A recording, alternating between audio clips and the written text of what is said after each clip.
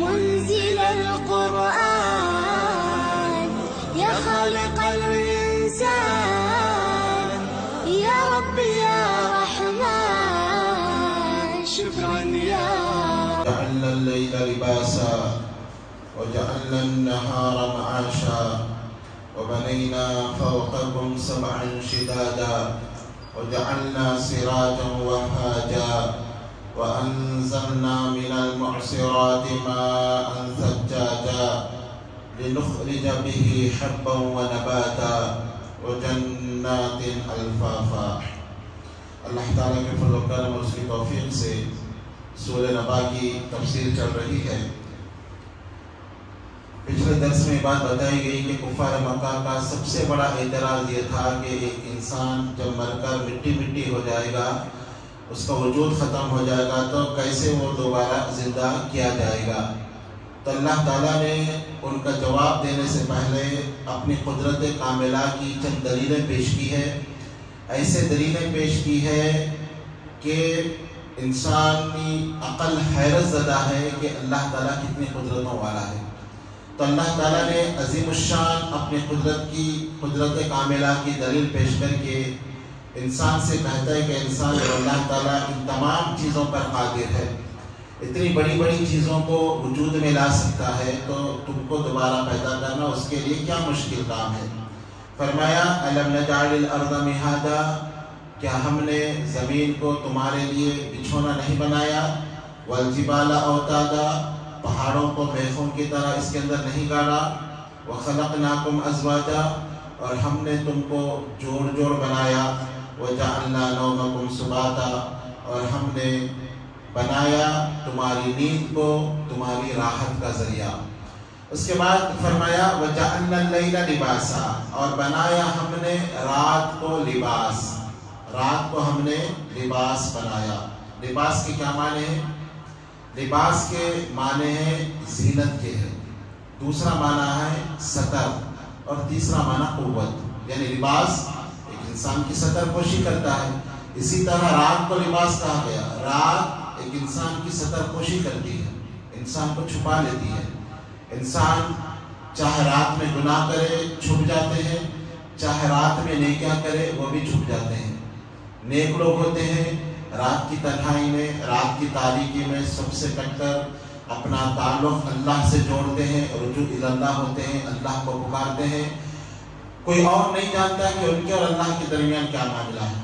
ایک ہی گھر کے اندر ایک ہی کمرے میں سب سو رہے ہیں، اور یہ جائے نماز بچھا کر رجوع اللہ ہے، ان کے دل اللہ سے جڑے ہوئے ہیں، یہ رو رہے ہیں، گڑ گڑا رہے ہیں، اللہ سے اپنے تعلق کو جوڑے ہوئے ہیں، اور اسی کمرے میں رہنے والے نہیں جانتے کہ انہوں نے رات کتنا گہرا اللہ سے تعلق بنایا ہوا ہے، کیونکہ یہ رات ایک ستر ہے۔ رات جیسے لباس جسم کو چھپاتا ہے، رات بھی انسان کے اعمال کو چھپا لیتی ہے، اور اس کا معاملہ اللہ کے ساتھ خاص ہو جاتا ہے بغیر کسی ریاکاری اور دکھلاوے کے۔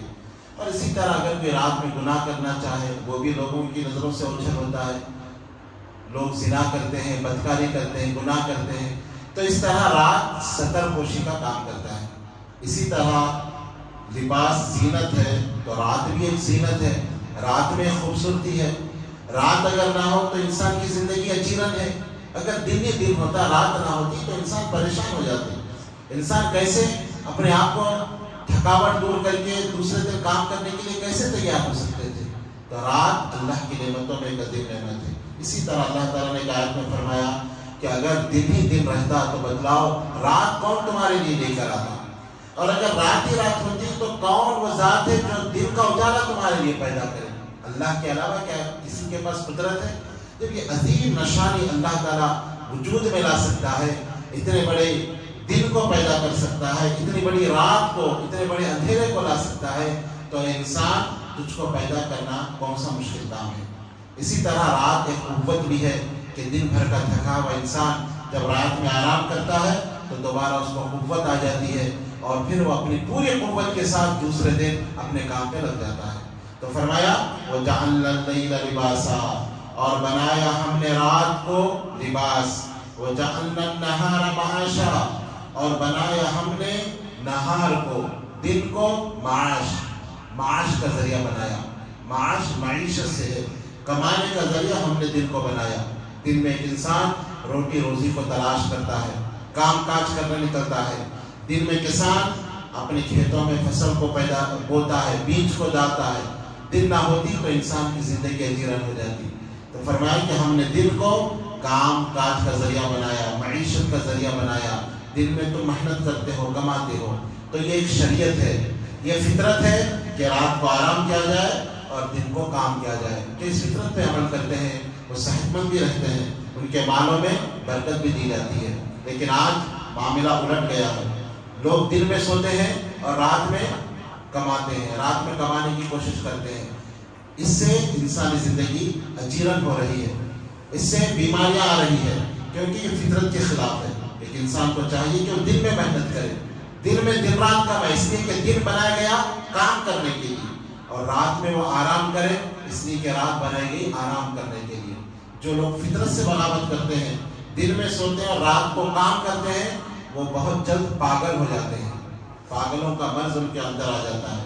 سعودی عرب میں جب ہم تھے کلاک ٹاور میں، تو ایک مینیجر تھا، بنگلہ دیش کا مینیجر پوسٹ پہ تھا، اس کی نائٹ ڈیوٹی تھی، اور نائٹ ڈیوٹی کرتے کرتے وہ پاگل ہو گیا۔ ایک دن آیا اور اسی طرح آفس میں اپنے شرٹ کو نکالا اور گول گھمانے لگا، یعنی پاگلوں کی سی حرکتیں شروع کر دی، اور پھر کمپنی نے اس کو نکال دیا۔ یہ نہیں دیکھا کہ اس کی خدمات ہیں اور اتنا رات بھر یہ جاگتا رہا، نہیں، ان کو ضرورت نہیں تھی، نکال دیا گیا۔ تو رات میں جو مسلسل جاگتے ہیں، آرام نہیں کرتے، وہ فطرت سے بغاوت کر رہے ہیں، اور ایسے لوگوں کو بیماریاں لاحق ہوتی ہے۔ اور ایسے لوگ اگر دن بھر بھی سوئیں تو رات کی نیند پوری نہیں کر سکتے۔ رات میں نیند جو انسان لیتا ہے، اور اس سے جسم کو جو راحت ملتی ہے، جو سکون ملتا ہے، اور اگر انسان دن بھر پورا سوتے رہے تو رات کی خوبصورتی، رات کی نیند کا اثر اس کا جسم کو نہیں ہوگا۔ رات کی چند گھنٹے کی نیند 9 بجے 10 بجے انسان سو جائے، زیادہ سے زیادہ 10 بجے یا بہت ہو گئے 11 بجے، اور جو اس کی نیند ہو جاتی ہے وہ دن بھر سونے پر بھی نیند پوری نہیں ہوتی، کیونکہ وہ فطرت کے خلاف بغاوت کر رہا ہے۔ اللہ نے رات کو بنایا آرام کے لیے، اور دن کو بنایا معیشت کے لیے، کام کاج کے لیے، محنت کرنے کے لیے۔ اسی لیے ایک حدیث میں آپ صلی اللہ علیہ وسلم نے فرمایا کہ میری امت کی صبح میں برکت رکھ دی گئی۔ جو صبح میں محنت کرتے ہیں وہ برکت سے خالی نہیں رہتے، ان کے مال میں برکت ہوتی ہے، اور جو صبح سوتے ہیں وہ سست ہو جاتے ہیں۔ آپ دیکھیں دن میں صبح کام کرنے والے، ان کے اندر بہت برکت ہوتی ہے۔ آپ چودھریوں کو دیکھیں، خسابوں کو، بہت مالدار ہوتے ہیں وہ لوگ، کیوں؟ صبح ان کی محنت ہوتی ہے، صبح کام کرنے والے ہیں۔ تو صبح جو بھی کام کرتے ہیں ان کے اندر زیادہ سے زیادہ خیر و برکت ڈالی جاتی ہے۔ تو ہمیں بھی چاہیے کہ ہم دن میں کام کی عادت ڈالیں۔ پھر فرمایا وَبَنَيْنَا فَوْقَكُمْ سَبْعًا شِدَادًا، وَبَنَيْنَا، اور ہم نے بنایا، فَوْقَكُمْ، تمہارے اوپر، سَبْعًا، 7، شِدَادًا، شدید، طاقتور، یعنی 7 ہم نے آسمان بنائے مضبوط۔ شدید کی جمع شداد ہے۔ سبعاً شدادا، 7 مضبوط آسمان ہم نے تمہارے اوپر بنائے۔ یہ بھی ہماری قدرت کی نشانی ہے۔ اتنے بڑے آسمان، اتنے مضبوط آسمان ہم نے بنائے، تو تم کو پیدا کرنا کیا مشکل کام ہے؟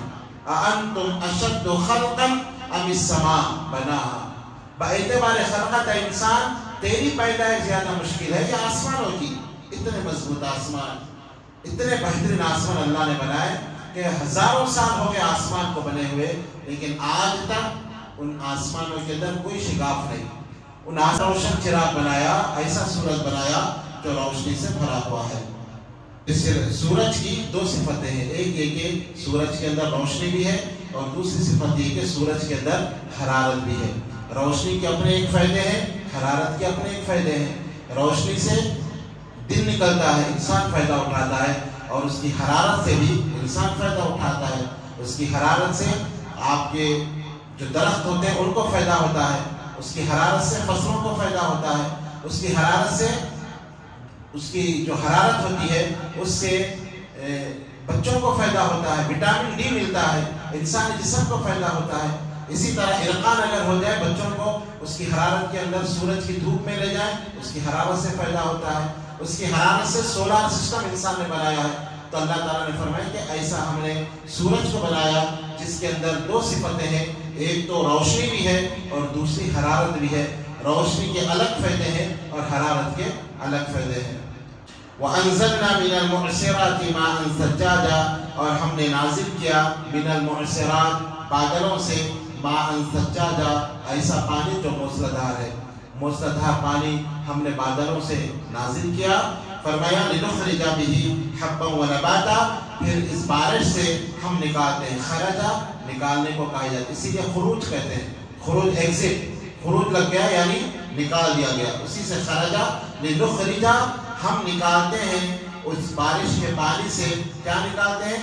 حبا ونباتا، دانے اور پودے، دانے گیہوں کا دانہ، جو کا دانہ، جوار کا دانہ، اسی طرح چنے کا دانہ، ماش کا دانہ، یہ دانے ہم نکالتے ہیں جو انسان تم کھاتے ہو، وہ نباتا، اور پودے ہم نکالتے ہیں جو تمہارے جانوروں کی غذا ہے، یعنی انسان کی بھی غذا اور جانوروں کی بھی غذا ہم اس بارش کے پانی سے نکالتے ہیں۔ وَجَنَّاتٍ أَلْفَافًا، اور پھر ہم باغات بھی پیدا کرتے ہیں۔